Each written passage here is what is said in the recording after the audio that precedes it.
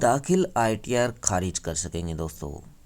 आयकर विभाग ने डिस्कॉर्ड रिटर्न नाम की सुविधा शुरू की। आयकर विभाग ने एक नई सुविधा शुरू की है दोस्तों। आयकर विभाग करदाताओं की सहूलियत के लिए लगातार नई नई सुविधाएं ला रहा है।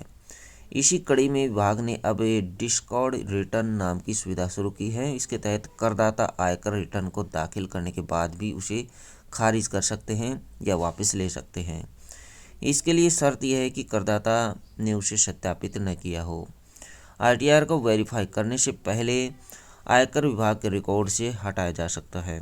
इसके बाद नई आईटीआर दाखिल की जा सकती है।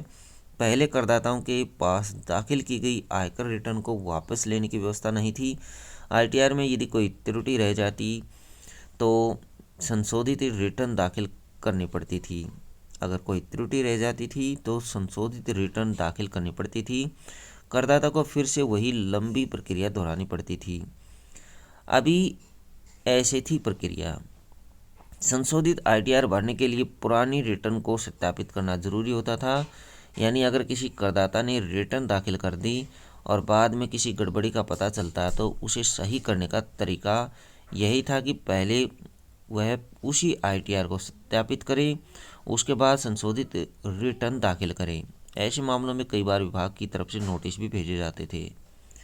ये शर्तें पूरी करनी होंगी। आयकरदाताओं द्वारा भरा रिटर्न ऑनलाइन या ऑफलाइन सत्यापित नहीं किया हो। यह आयकर रिटर्न वित्त वर्ष 2023-24 के बाद का ही भरा होना चाहिए। सिर्फ 1 अप्रैल 2023 के बाद के ही रिटर्न को वापस लिया जा सकता है। पुराने रिटर्न को डिस्कॉर्ड करने के बाद अगर नई रिटर्न तय तिथि के बाद भरेंगे तो नियमों के अनुसार जुर्माना लगेगा।